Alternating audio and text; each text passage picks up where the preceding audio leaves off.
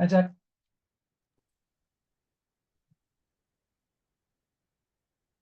Hello, Bentley. Howdy. How are you? Doing okay. How about you? Not bad, not bad. One sec. This didn't turn on as usual.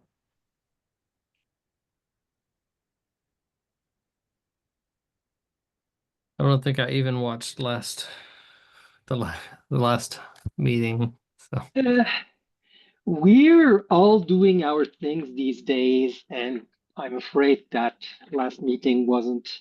Although I'm not sure. I'm trying to remember what we discussed last time. There was something.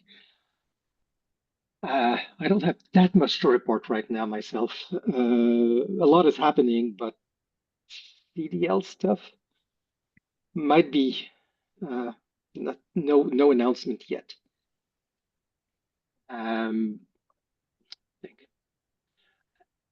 thinking a lot about the whole uh, that a key part of public debate is the back and forth between abstraction and very concrete studies, because people are more moved by stories than by arguments, as has been demonstrated many times. I just read a new article on that. And so for me, it's important to have, we need the abstraction to deduplicate because there's just too many stories. But we do need the stories both as provenance for the ideas and as a way to give flesh to some of the ideas. So that's something I'm working on these days. Otherwise, I've been fixing a few bugs in SenseCraft. Uh, the what's happened in the past month besides that? Uh, I've been working on a contract, unrelated contract, uh, get a bit of pocket money. Um, the It got me to think about risk taking. That's interesting. The What do people perceive as risk? And it's related to what we're doing because do people see it as a risk to um, not understand the situation well? Do people see it as a risk to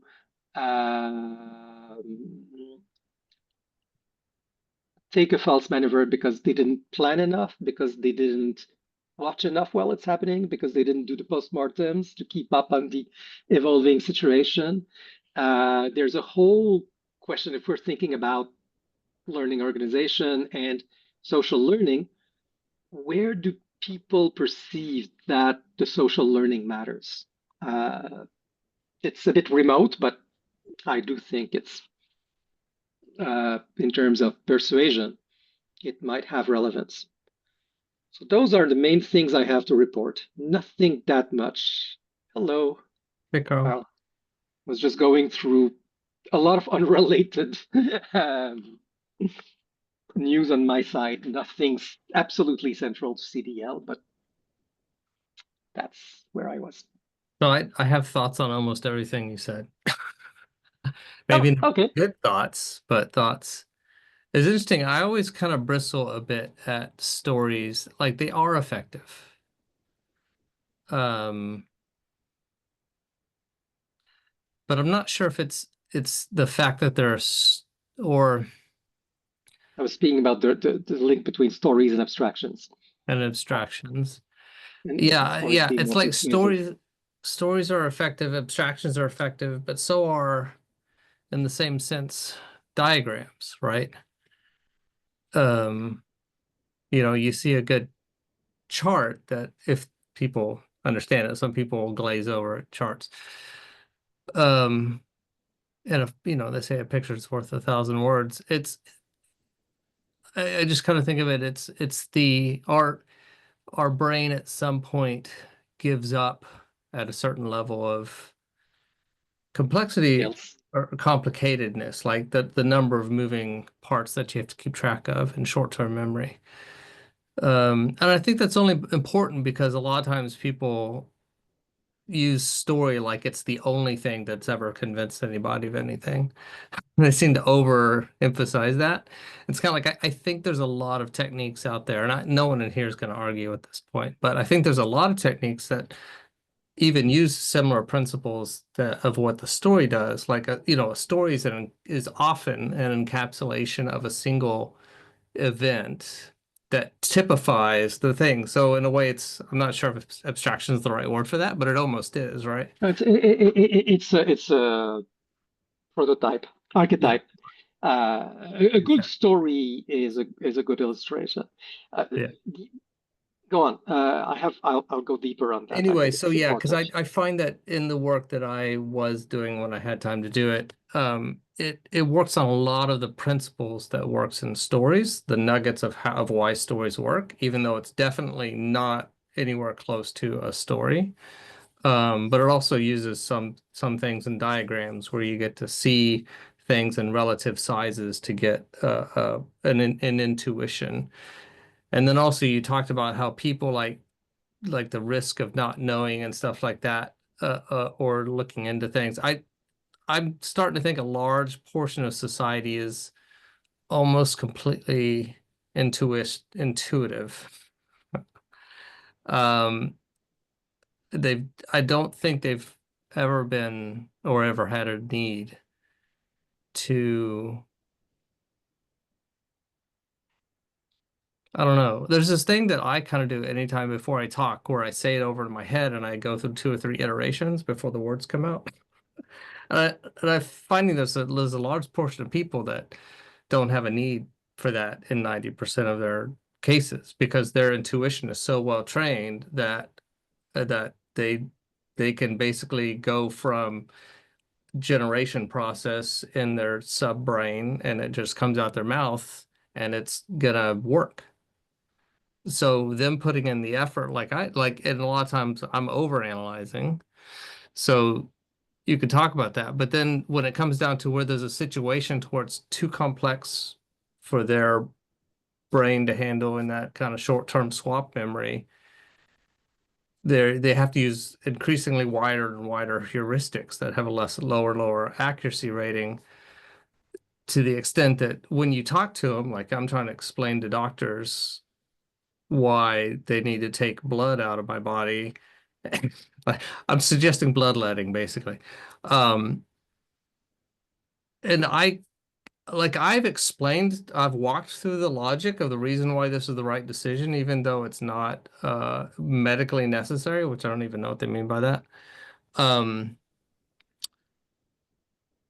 I find myself getting in a loop because they'll give a reason not to do it and I'll counter that. They'll give another reason not to do it. I'll counter that. And then they give the first reason they gave at the beginning because they've forgotten the counter that I gave to it already. So it's kind of like their brain can't, and I was like, oh, if I had Reason Tracker up and running, I think it would have worked in this case. Ugh. Um, so I I think that person is a fully functioning medical doctor and they are like 99% intuitive and they're successful. It's just in these cases where it's a rare enough circumstance, their heuristics are pointing them in the completely opposite direction. And no amount of discussion and logic will have them change their mind. Anyways, Carl, I've No, no, no, cut no. off That's enough. really interesting. But Carl, go on. Um, that thank you for sharing, Bentley.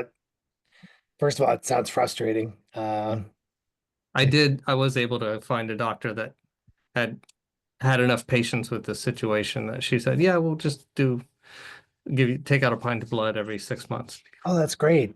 Yeah. Congratulations. Yeah. Oh, It was good. that must Well, feel gratifying. so Yeah. so people with hemochromatosis do that anyhow.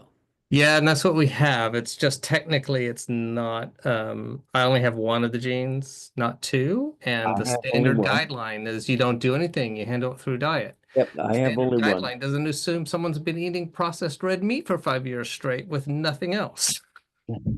Carl, go back to Carl. Sorry. But then I want to return to this, but I Yeah, want we'll talk later. There were two things coming up for me, from what you're sharing, Bentley. One of them is a little more, out there, which I think this conversation's in. So I think I'll go with that one. And there was a second one more applied. The first one is, so I used to spend more time in like a meditation community, like a group, I would go to like a weekly thing. And this guy who it's mostly insight meditation, if you've heard of that, like sort of Vipassana or like Buddhist meditation. But like this particular guy, his name's Jonathan Faust.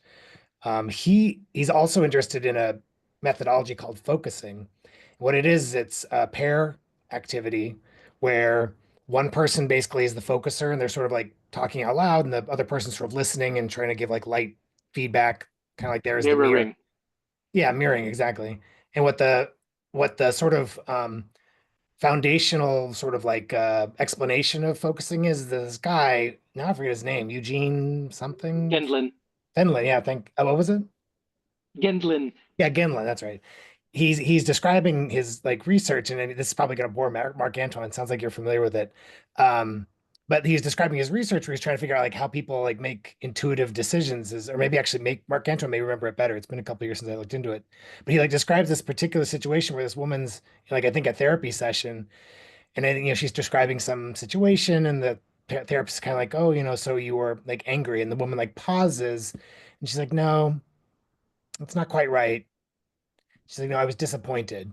And like the sort of point of this sort of story is that like and Genlin like jumps in that. He's like, what did that person do where her therapy was effective? Because he was like studying, why does therapy work for some people, not for others? And he interviews these people for whom it's working, and he's like, oh, they're like they're testing their like rational, logical hypotheses against their intuitional feeling. And so that woman was pausing and she was like checking, okay, if I use the word anger against what I'm feeling, it's like, no, it's not matching. Oh, disappointment works. And then that's what she reports out. When you were talking about Bentley, your uh, you know, process, that's what made me think of. Yeah, yeah, Mark Antoine.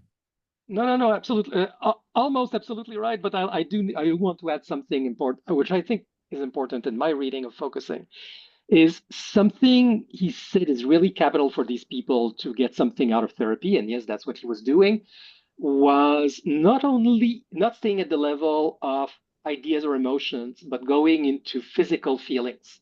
Yeah, Like, how embodied. does that feel? Like, Right. oh, it feels like a red hot mass in my beside my plexus, or Exactly. like trying to. And he said, the you've described it well.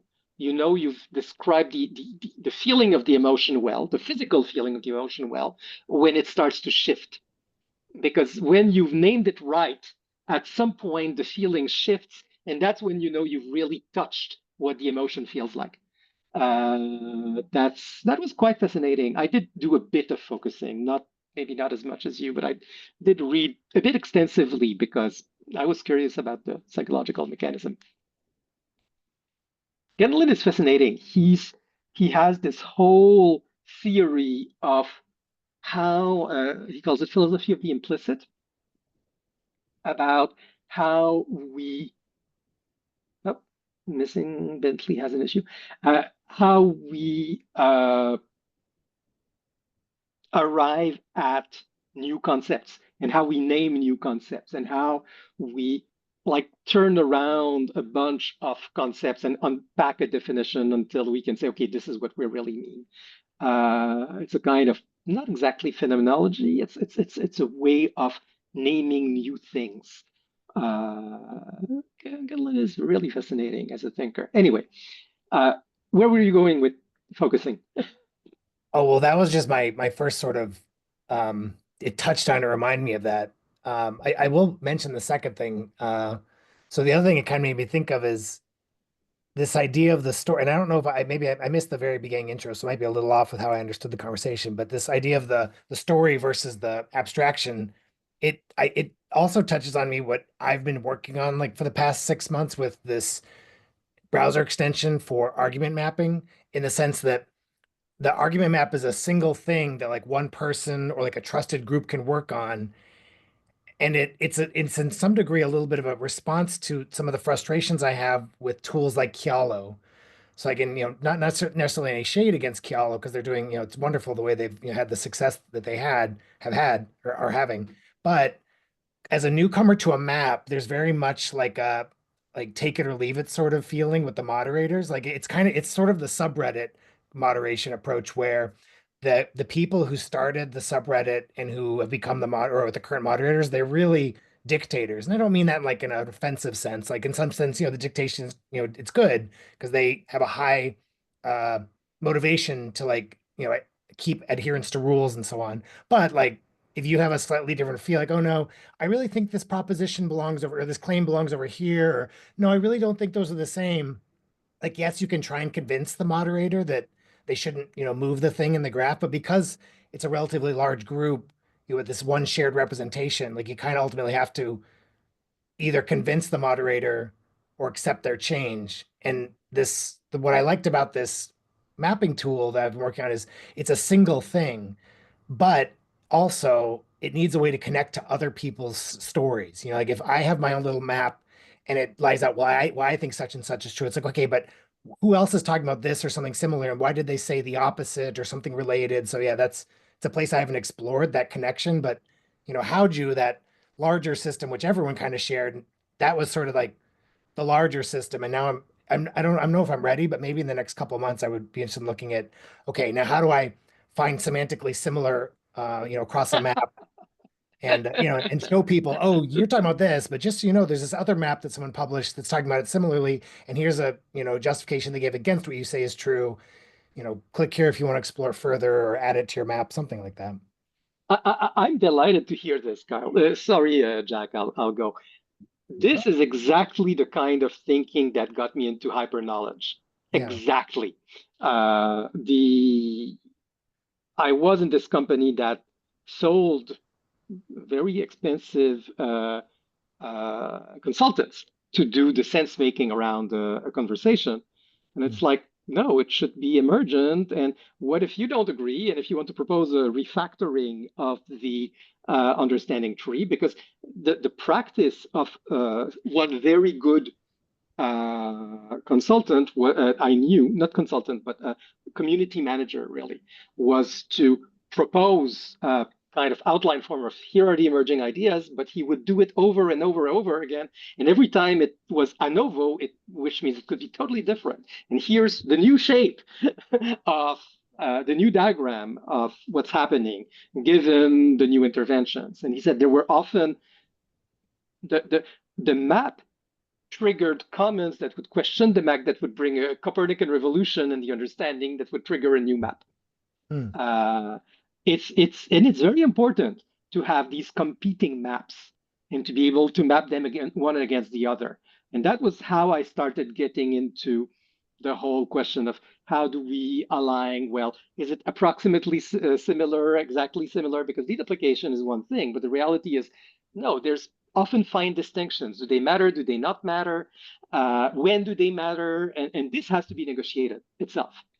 And the whole idea of hyperknowledge is we're making multiple maps, but how do we start from multiple maps to a federated, intelligible big map? And of course that means going to the abstraction. But the idea is the abstraction is based on basic stories. And the question I was raising was the people are often more persuaded by stories. There's some research about that. Bentley was pushing back against that, and I want to come back to that. It's important. But there's no question that if we want large conversations to happen in federation, we do have to deal at the abstraction level at some point. But if it's one person's abstraction, no abstraction is neutral. Every abstraction has a point of view. And there's never going to be one abstraction that tells the story to everybody's satisfaction. So we have to be able to cross-reference how does this abstraction mesh with this abstraction, and the fault lines are actually extremely telling in their own right.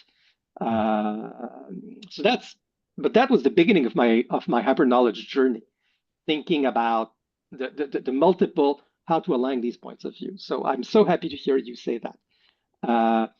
About stories versus abstraction, listen, I totally agree with Bentley on the why are diagrams important, because short-term memory, totally. Being able to have visual markers makes the argument much more cogent, and we avoid a lot of repetition if we have visual markers for the key points of the argument. 100%. I do think many people there is, well, not I do think, I've read a lot of research saying people are most sensitive actually to thinking about how they came to an idea. You read the How Minds Change book, right? It's the deep the street epistemology and the deep canvassing. It's about what's my story that led me to that belief, and can this story have another interpretation? And the idea of multiple interpretations of the same story, multiple abstractions of the same story, extremely important for me for that reason. But on the other hand, it is the story that feels like a truth. And even when we're communicating, we're often sharing stories. Now, we're also, as you said, and you're absolutely right, we're giving the story as an archetype of a principle we're trying to get across, right? Because we got a principle out of it. But we'll check principles by sharing anecdotes and counter anecdotes and stories because there's a kind of ground truth. We know the abstractions are hypotheses at some level, and we know that the stories are the data points. And we have to compare data points and say, that experience I had nothing to do with your explanation, it's with your abstraction. And that's fine. And at some point, it's like, oh, but this is not how I read that story. Here's how I would understand it. And you come up with, well, here's another. So it's the back and forth, I think, between the grounded experience, whether physical as in focusing or highly personal as in deep canvassing, and the interpretation, which is an abstraction, which allows large scale conversation, because you cannot absorb all the stories, but there's not that as many abstractions as there are stories, hopefully. And I think it's the back and forth that needs to be captured. Anyway, over. Jack. This is just beyond awesome. Carl, you really opened the gigantic can of worms that Marc-Antoine and I have been wrestling with. He and I actually first met face to face in Dubrovnik, Croatia, at a Knowledge Federation conference. And that's in 2016, if I recall right. The point being that, first of all, there's no one ontology that satisfies everybody. There's no one diagram that satisfies everybody. There's no one taxonomy that satisfies everybody. And we are storytellers at heart.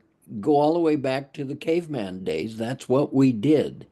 Okay. So we have to be able to be storytellers. And we, but I had a point, and it's this. Truth seeking is a nonlinear destination. It's a journey. And when you make a diagram, that's a waypoint along that journey. And that journey is going to be full of waypoints. And we have to be able to navigate those waypoints. We have to be able to find those waypoints. It's like the seasoned hiker that goes out and makes a scratch in a tree to remember he was there. These are the waypoints of this journey. Well, these waypoints are critical, and we need to federate them, bring them all together in one place, and wrap them up in a ball so that we can look at them, study them, and analyze them. And then this is where AI analytics can come in and see things through clustering techniques and so on and so forth that we didn't perceive immediately. We might perceive if we stared at them long enough. We're good at that. Pattern recognition is a human trait, but I'll give you an example. One of our colleagues, Sunny Bhatia,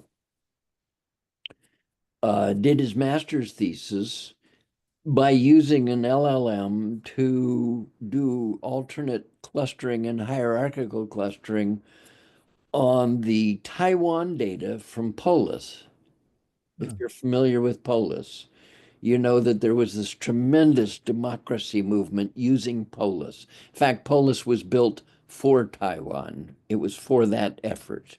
And it's made open source. It's in a variety of languages, including Clojure and so forth. The point being that they really did attack the problem. And what he did is he went in and he discovered new and interesting clusters that they hadn't seen. And he published everything online. His whole master's thesis, including the notebooks,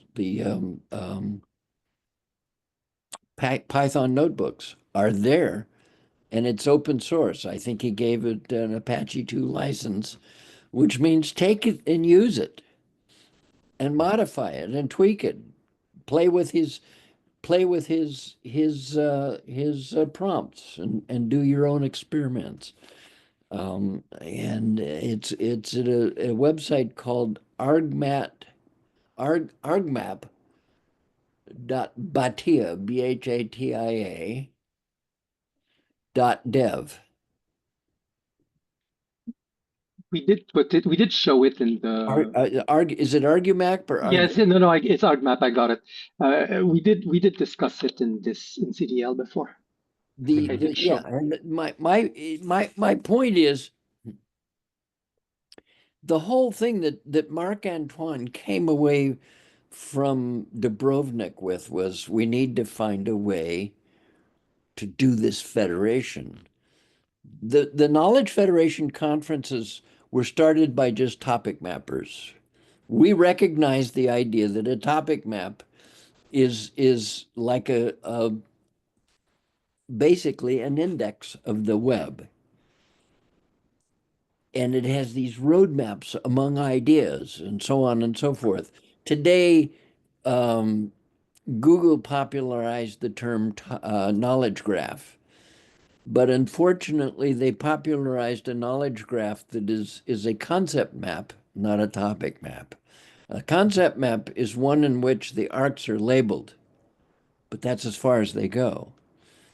But when you start studying what's going on in the world, you begin to realize those labeled arcs are the actors. They're the things they are the action itself. Okay, you got A causes B. Well, what is this causality? Does it have a biography?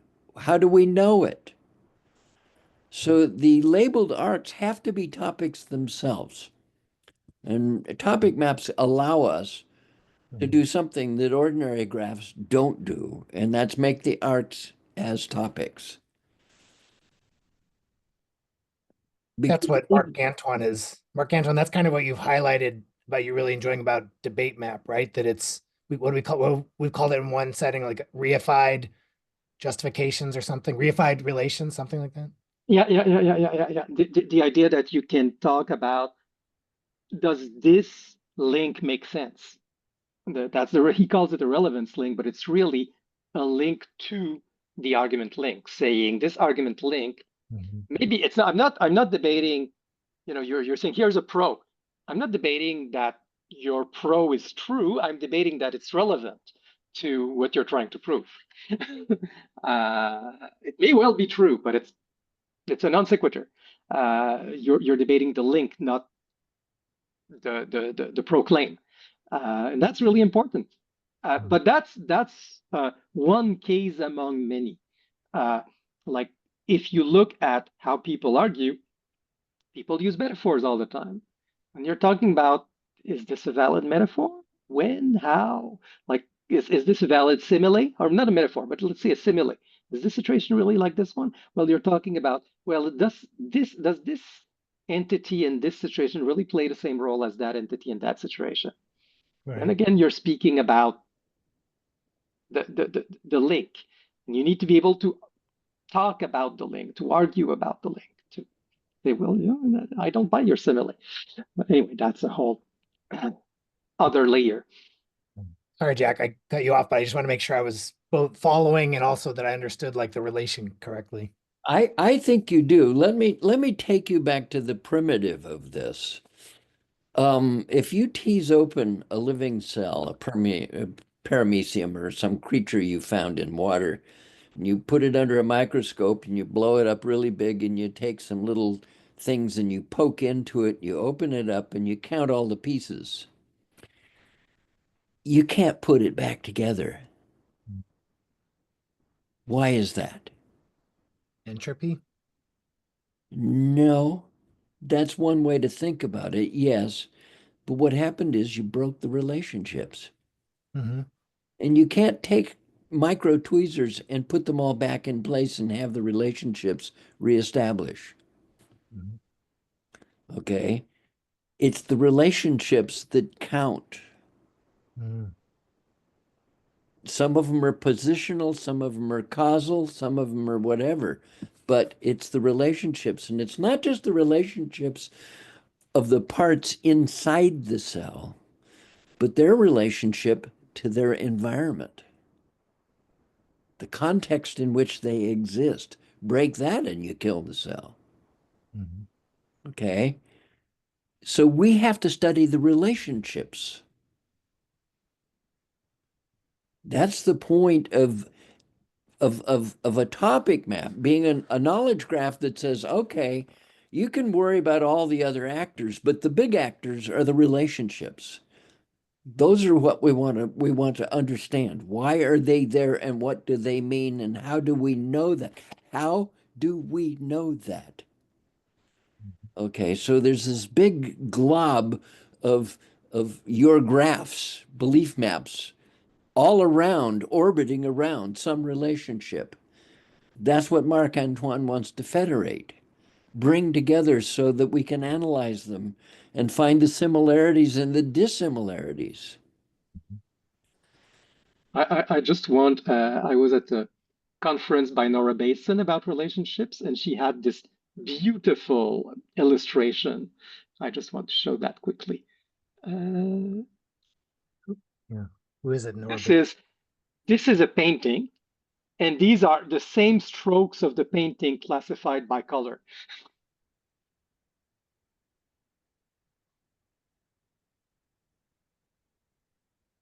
You see it? I see the slide. I'm still trying to parse so she pulled out the The colors and put them next to each strokes. other. Yeah, somebody else did it, but yes, it's Okay. somebody was making a point about painting, so they took out all the strokes, they classified by color, and they put them in heaps by color. And now, I mean, you can find this interesting, but it's definitely very little to do with the original painting. It's all in the relationships. It's all in the relationships. Hmm. And I so in the long run, I want to drag this back to Bentley Davis and hemochromatosis because it is about relationships. He said that he has one of the two markers. I like him. I have one of the two markers. Um, my daughter's father-in-law had both markers, and he did a face plant, and they dragged him off to the hospital.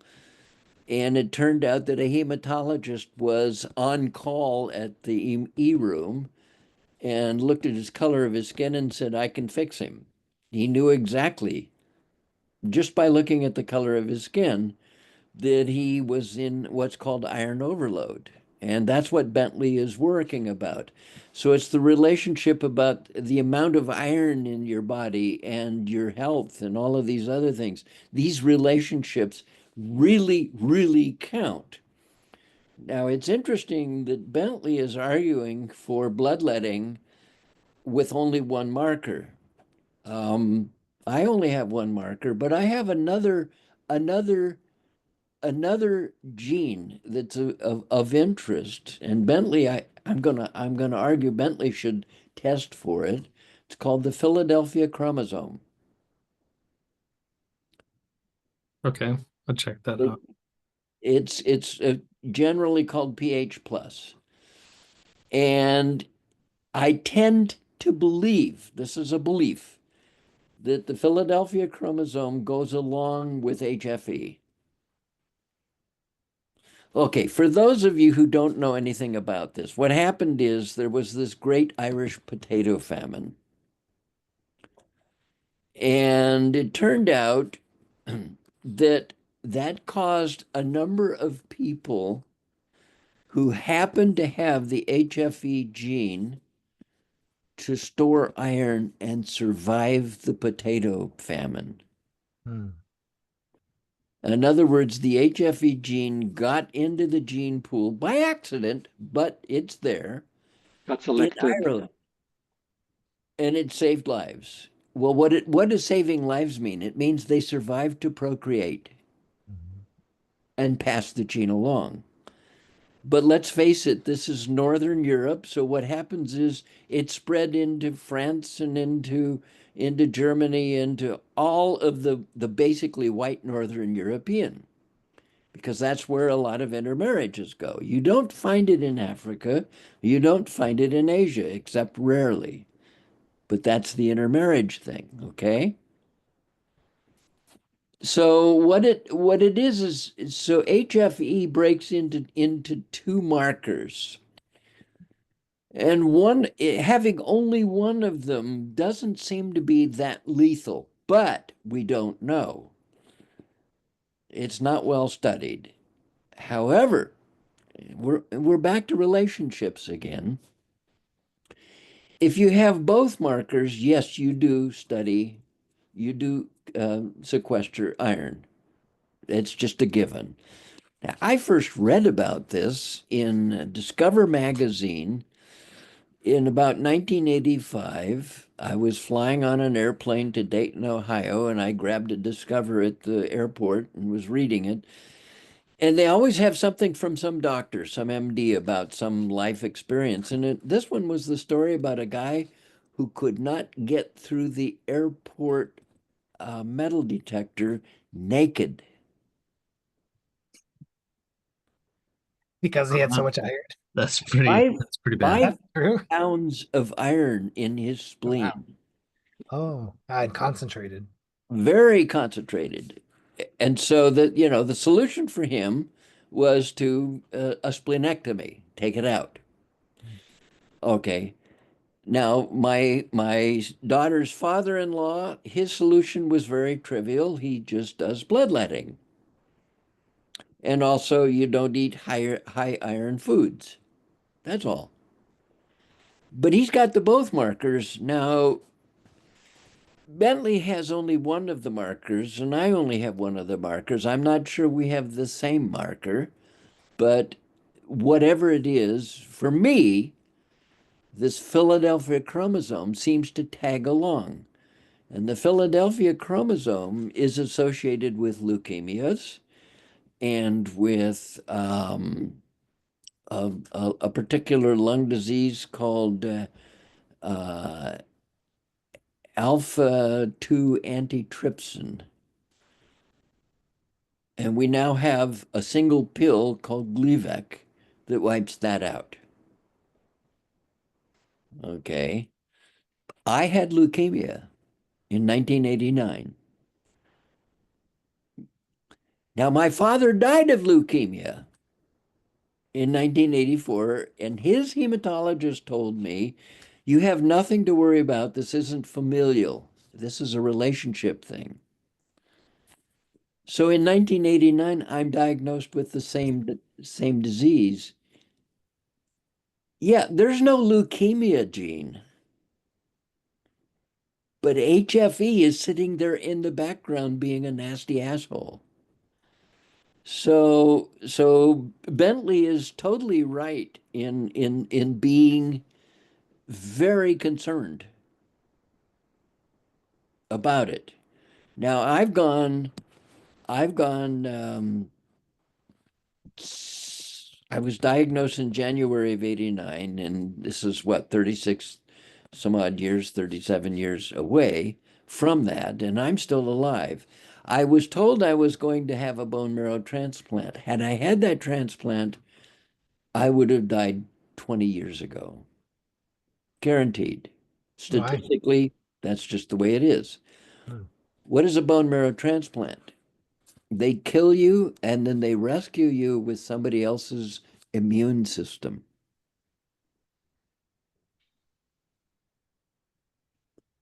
Now, it's somebody else's immune system is not you. And what does an immune system do? It looks for anything that is not me. So if Joe's immune system is in me and I'm not Joe, it wants to kill me. So they're going to put me on high dose steroids for life to keep it from doing its job, which means I'm going to die of pneumonia or something else, and there's nothing they can do about it. So a bone marrow transplant is not a solution. Carl Sagan had two of them. King Hussein had two of them. 2 bone marrow transplants? Yes. Oh, wow. Each after 10 years. Hmm. And they died at the end of the second one at 10 years. So they bought 20 years of life. Most people only get 5 to 10. The statistical average for people of my disease and type was basically 40% for 5 years. I was not going to do a bone marrow transplant. I did something else. Now that something else tried to kill me, but it wasn't the same thing. And now and just after I got free of the disease, they by free of the disease using polymer chain reaction (PCR) studies of my bone marrow, they could not see it anymore. Okay.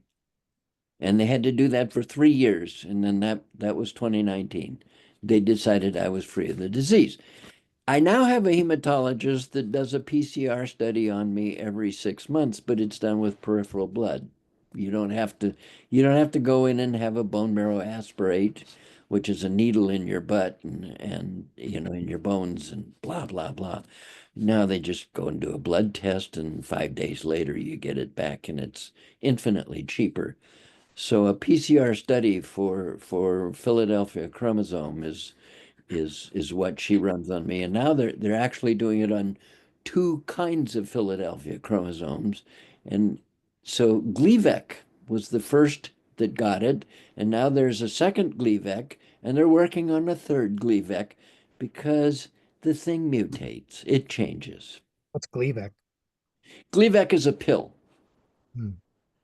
It's a small molecule that goes into your cells and finds the Philadelphia chromosome and binds to it and locks it out of the protein engine so that it can't do its damage. That's the future of medicine, is these small molecules. What did you do besides the bone marrow transplant? I injected interferon. Interferon is the molecule that your body makes when you're under viral attack. So imagine waking up after shooting interferon and knowing you have the worst flu of your life, Hmm. 24/7, 24/7? every day, all day.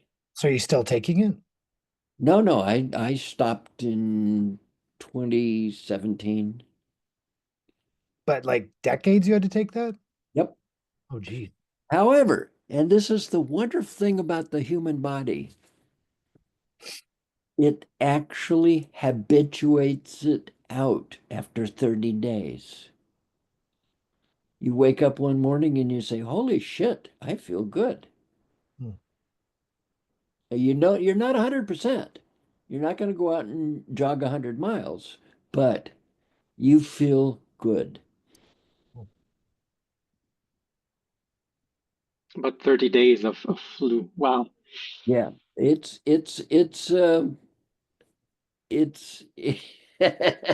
Interesting, and it was totally unproven, right? This was It totally and it's gut wrenching, but now they have Gleevec, and you don't have to do it. However, here's the deal: I am free of the disease after 30 years, 36 years. People who go on Gleevec will stay on it for life. And Gleevec, it's an inhibitor. look, I've got a bottle of it. This is my last bottle of it. Yeah, I when it finally went public after clinical trials, I bought it for as a prophylactic until my insurance company says we're not paying for it. You don't have the disease. So I've gotten, a full bottle. That's $30 a pill, and there's 100 pills in that bottle. Mm. And I doubt that it's $30 now. I'll bet it's a lot more than that. Mm. Okay, these people have to do that. Medicare is paying for that, whatever. It's all a part of our global financial platform. So Bentley is absolutely right in paying super attention to HFE. Yeah, what's irritating is that my mom had leukemia in 2008. I wasn't aware till just now of the Okay, so you now go get yourself tested for Philadelphia chromosome. Yeah, I'll do that. But it's just irritating. The doctors had so many clues that this was the answer over the years, like time and time again, both her and mine. And when I found it, they refused to help us with any of the treatment and said I didn't need to do anything. I mean, literally, these doctors have Well, cost me so thousands of dollars a month for the next 10 years. And I've basically had to put Reason Tracker on hold, and I'm going to lose years of my life.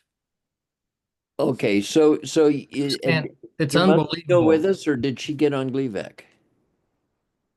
No, she ended up with the most treatable. She did um I don't know what she was on, but it was yeah, it was a chemotherapy and then actually she may have done a bone marrow transplant. I can't remember now.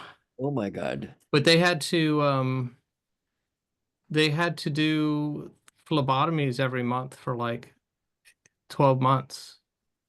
And no one thought, hey, maybe she has the genetic. And if I had been doing low iron meals for the last 10 years, she wouldn't have dementia right now. I mean, I'm having to take care of her I, for I'm several I hours a day. I'm just so pissed off about that. you and I need to go offline and have this conversation. Yeah. It's not CDL related, Yeah. but it is Well, except relationship if we related. could make a better decision-making thing, fewer people's lives would be destroyed by doctors not spending, not So even looking. If they would have just Googled the symptoms, they would have solved this problem 10 years ago. well, okay. Okay, here's park on physicians. Never, ever, ever go to an old white male. They're in career maintenance mode and they don't give a rat's ass about trying anything new or doing anything other than what's in the cookbook. Go to younger females. Yeah. They are among the best physicians on the planet. Yeah. But anyways, yeah, probably Uh, isn't it's that much so CDO related. I'm Yeah. I'm I'm I'm just gut wrenched at what you just said about your mother. That doesn't sound right at all. And technically you owe it to yourself to know which kind of leukemia she in fact had. Let me tell you a quick story to end all of this. My cousin, it runs in my father's family, okay? And father, my father said he died of pneumonia. We now think it was an alpha 2 antitrypsin. because they didn't know about HFE in the early 1900s. Okay, he died when my father was 9 years old. Okay, his sister went down with a lung disease. Again, we think it was alpha trip to antitrypsin, but my sister phoned her kids, and her kids said, "We don't know what she had, but it had something to do with too much iron." So that was the first hint. Her daughter phoned me from the Hutchinson Cancer Center in Seattle. Now, the Hutch is known as Bone Marrow Transplant Central. And I said, "What are you doing here?" And she said, "I've got leukemia." And she said, "Which kind?" I said, "Which kind?" And she said, "I don't know." They transplanted her and she died. She went to the hospital that physicians go to if they need a transplant, and she still died.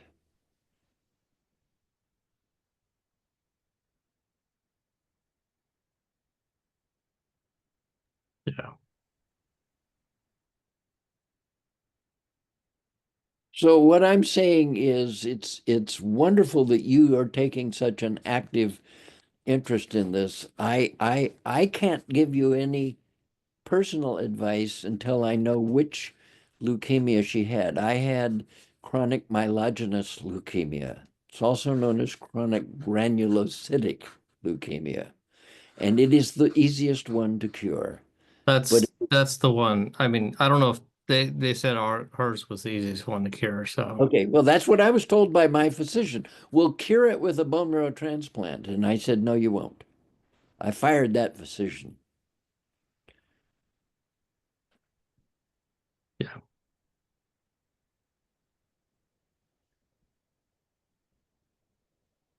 I wish I could have been around to talk to your mother before that happened. Yeah. All right, the end of that discussion, back to CDL matters. And Bentley, you and we need to have a little email chat or something. Yeah. We'll schedule something. But sorry about your mother first. Yeah. And I've heard your story many times, Jack, but there's still new details I'm getting every time. It's an important story, and there's a lot of relevant details. And we agreed on the power of stories. And again, this is not exclusive. Arguments do matter also, but I think stories matter. So, By the way, nothing else. my marker, I don't remember the exact designation, but it has a 622 in the middle of it. Something like Y622L or something like that, but it's 622. There are two markers. And if you have 622, damn it, go look for a Philadelphia chromosome. And Mine's the H63D. yours H63D? C2A2Y might be yours. 2 2A2.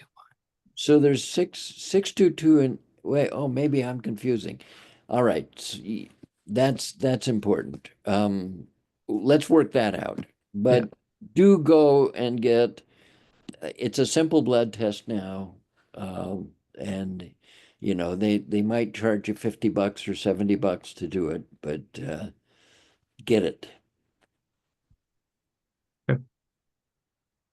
If your mother's still alive, get it for her too. Oh yeah, she's still alive. I have to spend 5 hours every day taking care of her because they screwed this up. But Okay. Well, that's why I can't do Reason Tracker anymore, is because I'm a full-time caregiver for someone with pretty severe dementia. But yeah. although, what's interesting, get this solved, some of that brain power might come back, even though they say it doesn't. But there's so much things about the brain that they say, oh, it doesn't grow, it doesn't heal, it's at past 20. It It's like, does, well, yes, it it does. can heal. Apparently, if you take the knife out of you, you tend to heal better. Anyways. Yeah. Anyways, actually, we're almost out of time. Mark Antoine, Carl, anything you want to talk about before we close? No, nothing really to add. I've been pretty busy, but I had a few small changes of sophistry. I can share them next time. Maybe I'll have more to share next time. Mostly UI stuff and a history tracker.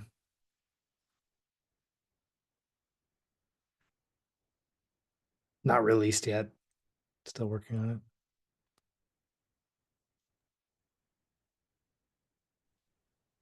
Yeah, I have no idea when I'll be able to get back on the recent. Things are moving, things are improving, but yeah. No, it's sorry to hear that. Well, best of luck all. I hope we'll have more, not more interesting, because that's important, which is different, but more germane Yeah. progress to relate soon. Well, I enjoyed Yeah. the story, so thank you for sharing and enlightening me, everyone.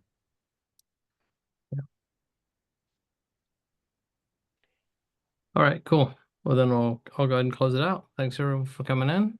See you in a month or sooner if anyone has any topics they want to cover. Okay. Oh, I did one thing just did occur to me.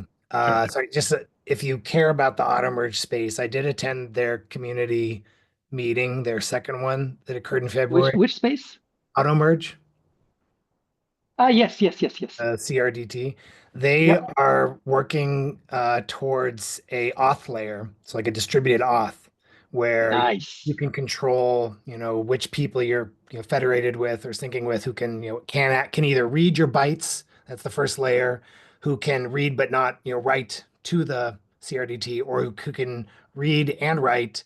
And there's a fourth layer of admin, like can grant new access. So I think that's a really cool thing it's not released yet, but they're working on it.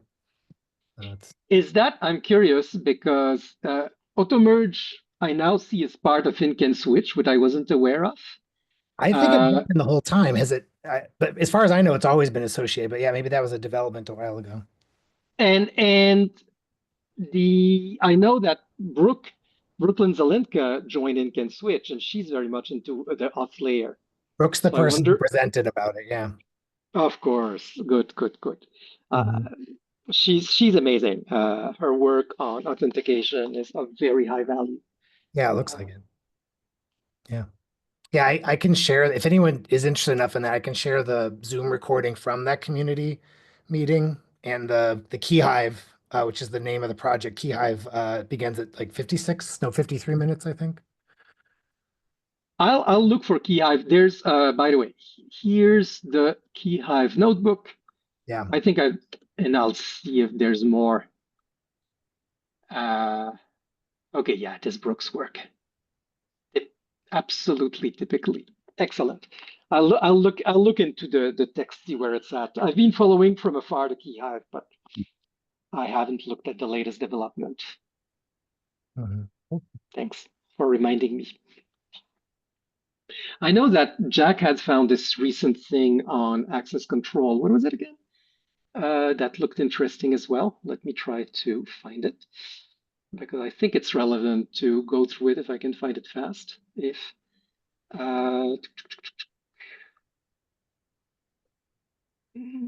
hard, was it this? So many tabs open. No, not that one. Damn it. Oh, and if it's not that, I'll give up.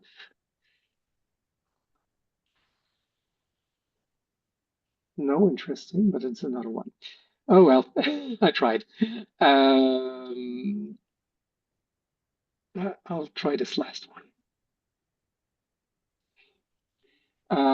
Do you remember the last GitHub you found on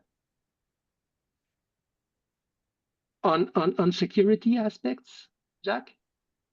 You're talking to an 80-year-old who just doesn't remember anything. So Okay, I'll find it. I'll find it.